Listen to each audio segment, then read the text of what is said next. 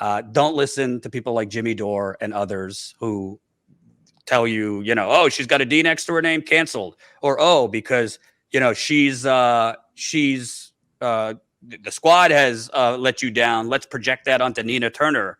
She's going to let you down because they let you down. And let's forget her whole record. And let's forget her history of fighting. And let's forget that everybody loved her as of 6 months ago. But not now, because it's in vogue to cancel everybody because they don't do whatever you want 100% of the time, I'm not going to support her. Okay, so Jordan says something along the lines of, we don't support Nina because the squad failed us. First of all, the squad didn't fail us, Jordan. Failure is when you actually try to do something and then you don't succeed. They never actually tried, okay? That's not failure. That's incompetence or corruption. Now, Nina supports the squad, even after they, quote, failed us. She says so herself in this video I'm about to show. And the squad were such great progressives and so appreciative of her loyalty that they endorsed her corporatist opponent. Jordan also says, oh, everyone loved Nina 6 months ago. It's like, yeah, that's what happens when time passes and you learn new things about a candidate. Your opinions change.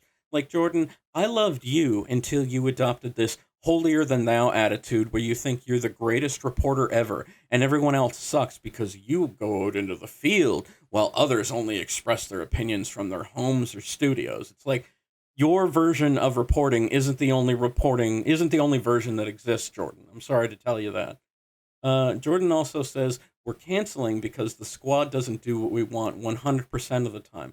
No, Jordan, we're canceling the squad because they don't do what we want 1% of the time. Forget about 100%. When has the squad ever actually done something that progressives want? I'm not talking about talking. I'm not talking about tweeting. I'm not talking about going out in front of the cameras and smiling and waving like a fucking grinning idiot. I'm talking about actually doing something. When have they ever actually done something that progressives want? And the answer to that question is never. Anyway, here's Nina on the Humanist Report after Force the Vote failed. I know progressives are disappointed. I mean, we tried 2016, 2020. I get it. So for me as a leader, not just somebody elected, because there are things that I can do in committee, things I can do on the floor of the Congress, but there's also things that I can do in my community and also across this country. So don't I don't want to say don't be disappointed. You got to have some understanding. It's okay to be disappointed, but the squad is ultimately the best that we have in terms of being able to push an agenda. And what that means is that you might not always agree with the methods.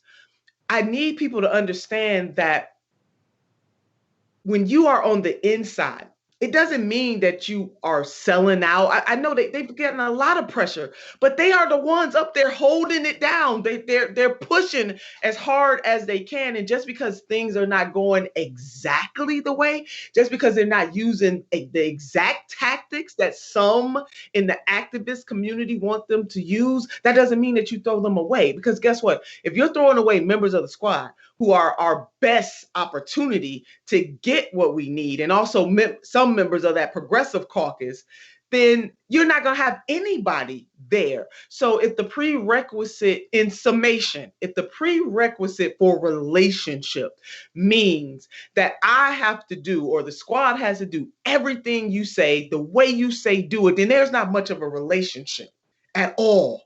And that you're going to be disappointed. Hell, they're going to be disappointed with me. I said that to Tim Black when we interviewed. I'm saying it to you, Mike. I want them to know you're going to be disappointed at some point. But that does not mean that you give up totally on the people who are the best fighting chance that you have. And then there's something called strategy. So the grassroots strategy is different than the strategy once you are on the inside. You will know when somebody is sold out. And I assure you that the squad has not, underline, bold, underscore, sold out in any way. They need the grassroots. You can hold them accountable, but you don't throw them away. I mean, some of the pressures, even with Congresswoman Cori Bush, I just want to use her as the example. I mean, she just got there.